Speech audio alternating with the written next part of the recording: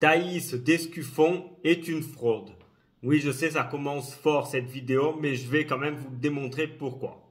Avant toute chose, je vous invite à laisser un pouce sous cette vidéo pour aider au référencement. Vous pouvez également vous abonner à cette chaîne, le cas échéant, si ce n'est pas encore fait. Et si vous voulez me soutenir, vous pouvez cliquer sur le bouton rejoindre sous cette vidéo. Bon, déjà, commençons par un postulat. Ce que prône Thaïs Descuffon, c'est de la merde. Tout simplement, oui, je sais, j'y vais fort dès le début, mais c'est un état de fait. Ce qu'elle propose, c'est nullissime et je vais vous le démontrer. Déjà, elle a une vision idéalisée du passé. C'est-à-dire, elle voit un passé idéal qui, dans les faits, n'existait pas.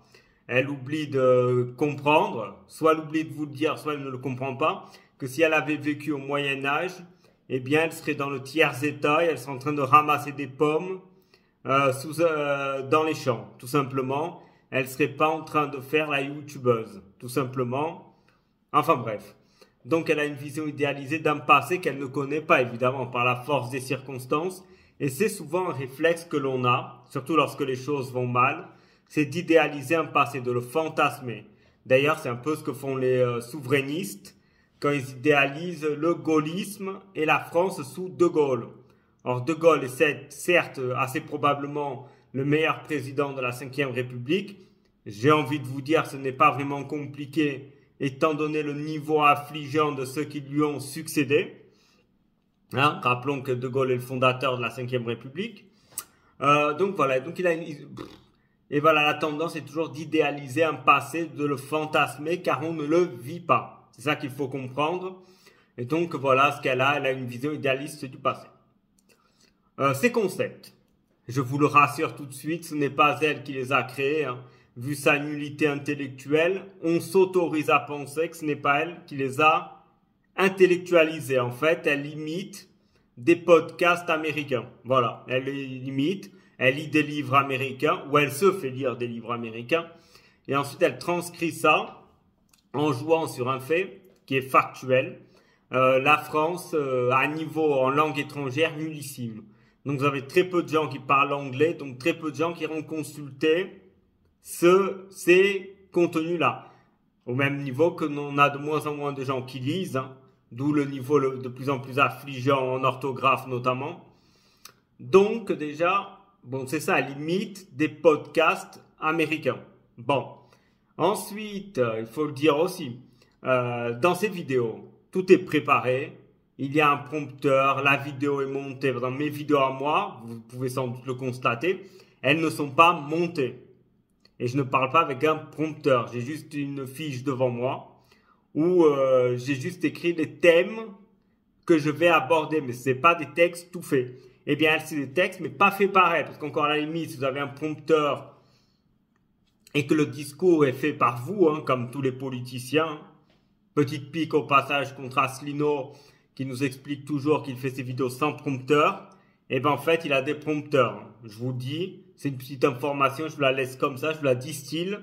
Vous en faites ce que vous en voulez de cette information. Bref, donc ça à la limite, pourquoi pas. Encore Thaïs Descuffon, selon la rumeur, c'est l'IA, donc l'intelligence artificielle, qui lui fait ses discours. Je ne sais pas si c'est vrai. Pour l'instant c'est à l'état de rumeur. Mais moi, personnellement, je ne serais pas étonné si c'est le cas. Je vous le dis. Voilà. Autre chose. Le plus probable, c'est qu'en fait, ce soit quelqu'un d'autre, plus intelligent qu'elle. Vous me direz, c'est pas très difficile d'être plus intelligent que Thaïs Descuffon. Et vous avez raison, car elle est nulle. Hein. Voilà, tout simplement. Donc voilà. Donc, en termes de probabilité, je dirais que les probabilités statistiques que ce soit elle qui fasse ses discours est d'à peu près 2%. Et encore, c'est sans doute optimiste. Bref. Elle, par contre, a du succès sur YouTube. Mais attention, avoir du succès sur YouTube n'implique pas que votre contenu est bon. Vous pouvez avoir peu de visibilité sur les plateformes sociales et avoir un contenu de haut niveau. Et vous pouvez être très visible et avoir du contenu nullissime et être une pompe à vélo.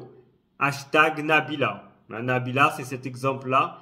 C'est l'exemple d'une nullité, d'une médiocrité qui, par le phénomène des réseaux sociaux, fait des vues. Et elle a beaucoup de vues. Alors, je vous le dis d'avance, ce n'est pas pour son contenu. En plus, si vous êtes un homme et que vous avez du mal dans vos relations amoureuses avec les femmes, c'est pas en écoutant Thaïs Descouffon que votre situation va s'améliorer. En fait, ces contenus s'adressent à vous les hommes, notamment aux puceaux, pour, évidemment, vous vendre des formations bidons qui ne vous apporteront rien et qui ne vous feront pas de vous des Don Juan, Don Juan si vous voulez, tout simplement. En fait, c'est des formations bidons, elle utilise vos complexes pour vous faire croire qu'elle va vous aider à être des serial séducteurs, ce qui dans les faits n'adviendra pas en tout cas avec ses formations à elle. Mais bon, elle a en fait, comme c'est une femme qui est plutôt belle, on va pas se mentir, eh bien en fait ces gens ils se disent si elle est très belle c'est qu'elle a du succès, si elle a du succès elle va m'apprendre à avoir du succès. Déjà c'est une femme, et qu'on le veuille ou pas, les femmes ont un logiciel de pensée très différent des hommes.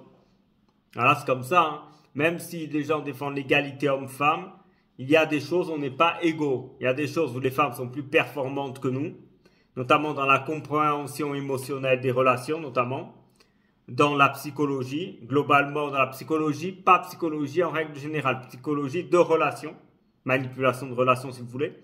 Il y a des choses où l'homme est meilleur. C'est comme ça, les différences biologiques existent pour une raison. Voilà. Et donc, elle voit ça sur son prisme féminin. Donc, ce n'est pas elle qui va vous aider, je vous dis d'avance. Mais en fait, voilà, elle fait des vues par son physique. Et on va pas se mentir, il y a des hommes qui la regardent sur YouTube pour se faire du bien. On va pas non plus épiloguer 2 heures là-dessus, mais voilà. Donc bon, pour vous confirmer ou pour apporter du plus à ce que je vous dis, nous allons voir son fil Twitter. Vous allez voir, c'est plutôt intéressant. Donc regardons ça. Enfin, je vais regarder ici sur mon Twitter, je vais commenter avec vous. Je vais pas vous infliger de regarder son Twitter. Je vous le dis, ça pique. Bon, déjà dans la description de sa chaîne, plus de 200K sur YouTube. Il faut bien montrer qu'on a du succès sur YouTube pour dire que ce qu'on dit est de qualité. C'est au cas où vous n'ayez pas compris qu'elle est de qualité, elle fait des vues. Comme si les vues étaient gages de qualité. Si faire beaucoup de vues était synonyme de qualité, ça saurait. Asselineau serait président de la République. Tout simplement. La sagesse du passé pour décrypter les femmes du présent. Evopsy. Voilà, le passé.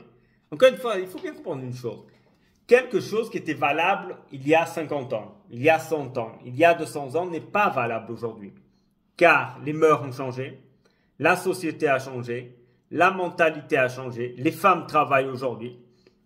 Donc, dire il faut revenir à ce qui existait il y a 50 ans, ça n'adviendra pas. Voilà. Donc bon. Mais enfin bref. Allons plutôt regarder ses tweets. Alors, tweet. De quotidien. Bon, je ne vais pas vous faire écouter ce que ça s'y dit, c'est affligeant. Cette journaliste a entièrement raison. Est-ce qu'on appelle l'évopsie? Donc, qu'est-ce que c'est l'évopsie? J'en sais rien, mais bon. Si vous le savez, dites-le moi en commentaire. À quand la chronique sur pourquoi les femmes blanches sont considérées comme les plus attirantes de l'espèce humaine, basée sur la psychologie évolutionniste? Qu'est-ce qu'on s'en branle? Très honnêtement, que les femmes blanches soient les plus attirantes. Si vous êtes attiré par des femmes asiatiques, vous vous en fichez que les femmes blanches soient plus attirantes que les femmes d'autres ethnies. Bon, ça n'a aucun intérêt. Enfin bref. Tiens. Là, c'est intéressant. Alors là, je vous défie à comprendre ce tweet. Moi, j'ai du mal. Bon, écoutez-moi ça. Je recherche un closer d'élite. Bon, qu'est-ce qu'un closer d'élite? On ne sait pas. Pourquoi est-ce qu'on va publier ça sur Twitter quand on veut aider les hommes dans leur relation avec les femmes? Je ne sais pas, mais bon.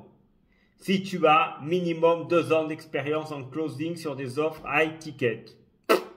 Un taux de closing supérieur à 20%. Bon, ok. Une excellente maîtrise des techniques de vente consultative et empathique. Ouais, ok, pourquoi pas. Qu'est-ce que ça veut dire? On ne sait pas. Mais bon, ça ressemble beaucoup à la novlangue du livre d'Orwell 1984. Avoir une soif de réussite. Ouais, ok, d'accord. Bon, très bien. Si tu es prêt à rejoindre une équipe ambitieuse et à closer des leads qualifiés pour une offre fort impact, prends directement rendez-vous sur ce lien. Seuls les candidats avec un historique solide seront considérés. Et oui, vous êtes une merde. Voilà ce qu'elle veut vous dire. Donc seuls les gens intelligents peuvent travailler avec elle. Encore eût-il fallu qu'elle soit intelligente. Bref, Enfin.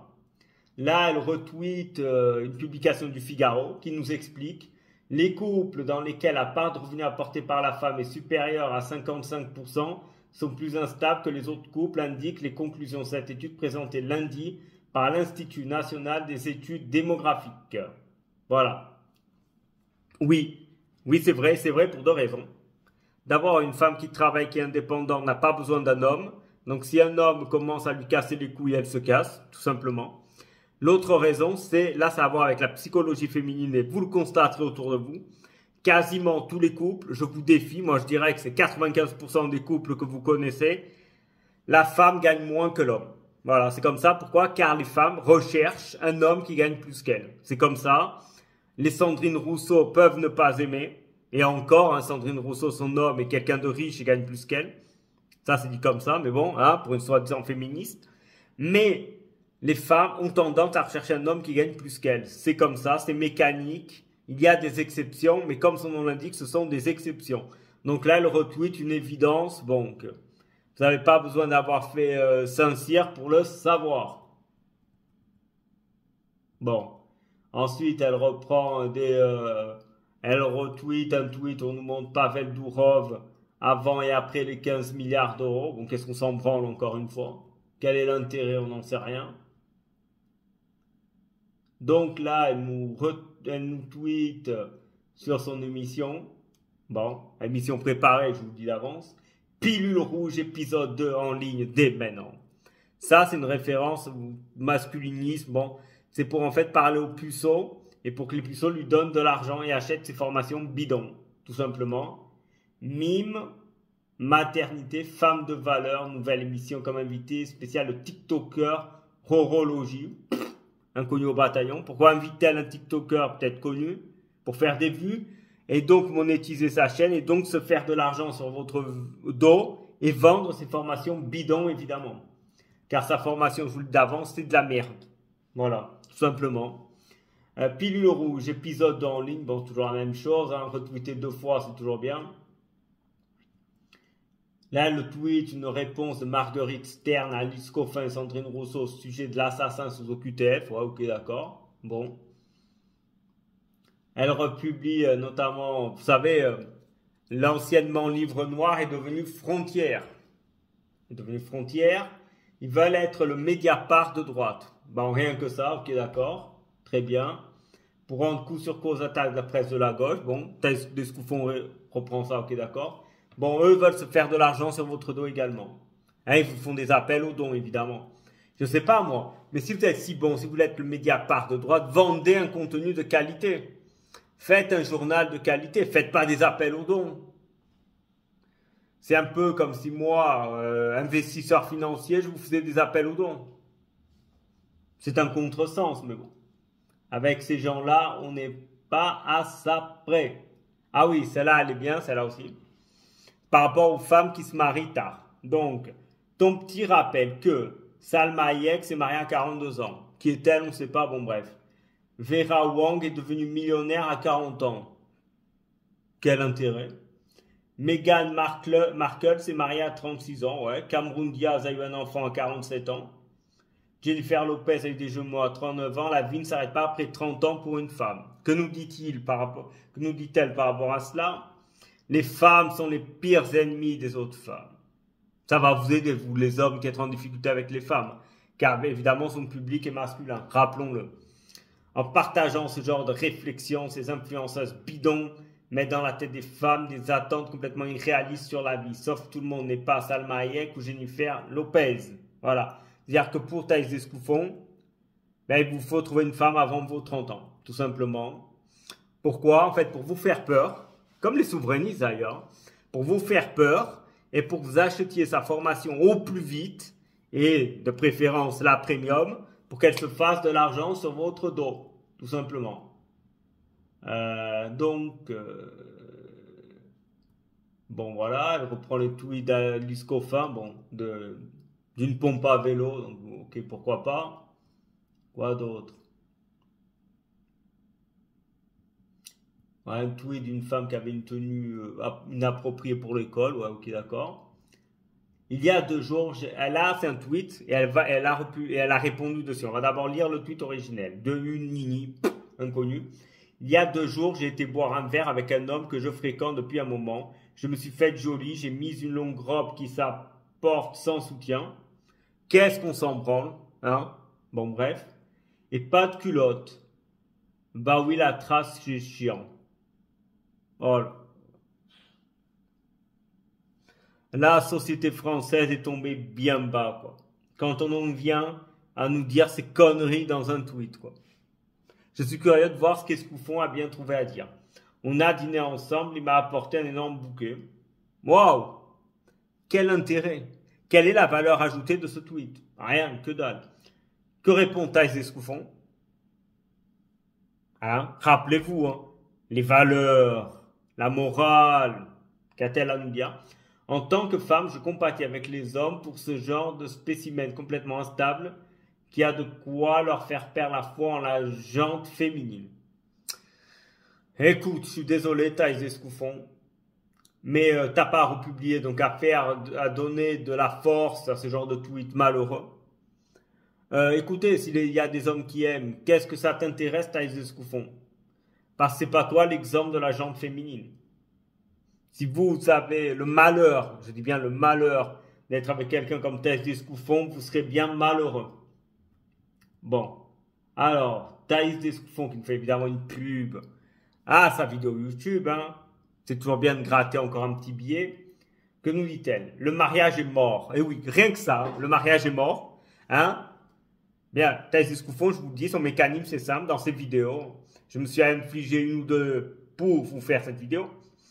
Elle vous fait peur toute la vidéo pour à la fin vous vendre sa formation. En fait, elle vous fait peur, elle vous vend de la nullité, de la médiocrité, de la peur pour vous faire croire que la seule solution c'est sa formation et que sans sa formation vous êtes un mort social. Je l'ai déjà démontré, c'est complètement faux. Mais, donc, elle est là. En fait, son idée, c'est de vous faire peur pour que vous vous précipitiez à acheter sa formation qui est complètement, je le répète encore une fois, bidon. Donc, le mariage est mort, rien que ça, avec une tête de mort et tout pour bien faire peur. Mais qui l'a tué, avec un couteau à côté pour ajouter de l'anxiété au tweet. Alors, elle dit quoi? 75% des divorces sont initiés par des femmes, ce qui est vrai. On ne le dit pas assez souvent, mais c'est vrai. Mais ce sont les hommes qui sont accusés d'être des goujats incapables de s'investir à long terme. Ce qui est complètement vrai pour le coup. Pourquoi les hommes ne veulent-ils plus se marier? Plus en majuscule, évidemment. C'est pas ne veulent plus. Il y a moins de mariages. Voilà, il y a moins de mariages aujourd'hui. Et je vais vous dire pourquoi. Ce n'est pas parce qu'il y a le risque de divorce. Ce n'est pas par manque de volonté ou d'investissement ou de peur. Non, il y a moins de mariages pour une raison. C'est que le mariage est devenu de plus en plus cher. Et aujourd'hui, se marier est un vrai budget. J'avais il y a quelque temps un collègue qui s'est marié, qui a dépensé 50 000 € pour son mariage. Et c'était même pas un mariage fastueux. Voilà, le mariage devenant de plus en plus cher, eh bien, ça n'est plus accessible à toutes les bourses, purement et simplement. Voilà, donc, enfin bref. Écoutez, laissez-moi un like sur cette vidéo pour me remercier de m'infliger son Twitter qui est complètement affligeant. Bon, alors là, il reprend une vidéo sur France Inter. Hein. On les retrouve toujours, ceux-là aussi. Qu'a-t-elle à nous dire? Alors, lunaire. La seule chose qui intéresse Léa Salamé dans le film Inoxtag, que je n'ai pas vu, c'est l'absence de quota féminin. Avec le smiley qui pleure, hein, évidemment, comme si ça l'attristait, en réalité elle s'en fout.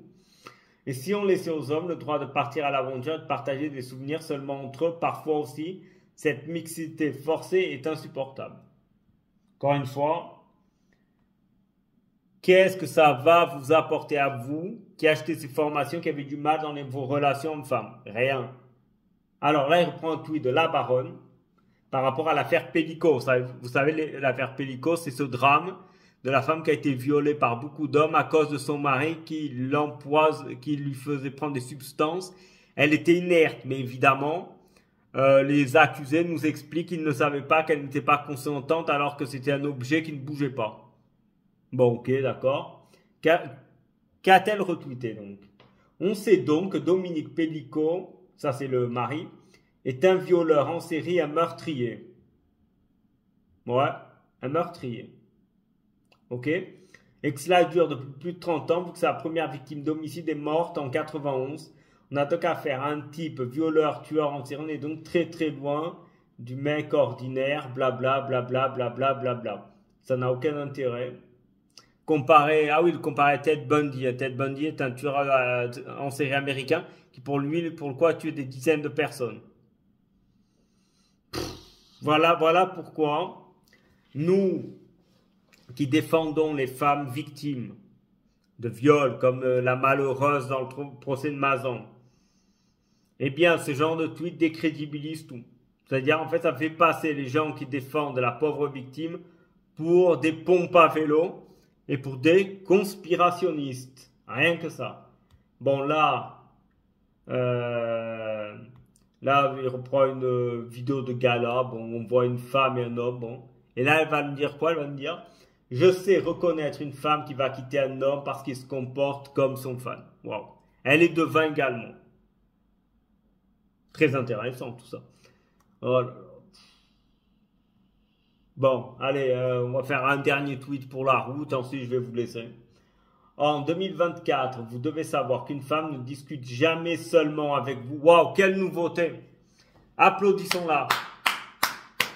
Effectivement, on avait besoin de Thaïs Descoufon pour apprendre que les femmes ne parlent pas un seul homme. Waouh! Quelle information de première main. Je suis stupéfait. Franchement, que serait de notre vie sans Thaïs Descoufon, quoi. Oh là, quelle pompe à vélo, elle. Elle a toujours 3 ou 4 autres hommes qui lui font la cour au même moment et elle choisira sa meilleure option. Bah oui. Mais a-t-on besoin de Thaïs Descoufon pour savoir ça? Bah non. Bah non. Je suis désolé, mais non. Voilà pourquoi les si capricieuses, elles pensent toujours pouvoir vous remplacer. Oui. Mais en fait, en cela, moi, pour parler du fond, hein, parce que la forme et tout ça, on sait, hein, on n'a pas besoin d'elle pour le savoir, c'est la faute aux hommes, en fait. Parce que les hommes font du quantitatif. Ils parlent à tout type de femmes de façon indiscriminée, ils leur font la cour, parfois ils se font même humilier par elles. Voilà. Ils ont leur ego qui souffre. Mais c'est la faute aux hommes, en fait. Si les hommes étaient beaucoup plus sélectifs, eh bien, le rapport homme-femme serait bien plus équilibré. Tout simplement, c'est tout ce que j'ai à dire. Bon voilà, vous voyez par la preuve, par la praxis, que Thaïs Descoufon est une fraude, est une pompe à vélo. Ne suivez pas ce genre de personnes, ça ne vous apportera strictement rien. Voilà. Merci à tous en tout cas d'avoir assisté à cette vidéo et à très bientôt.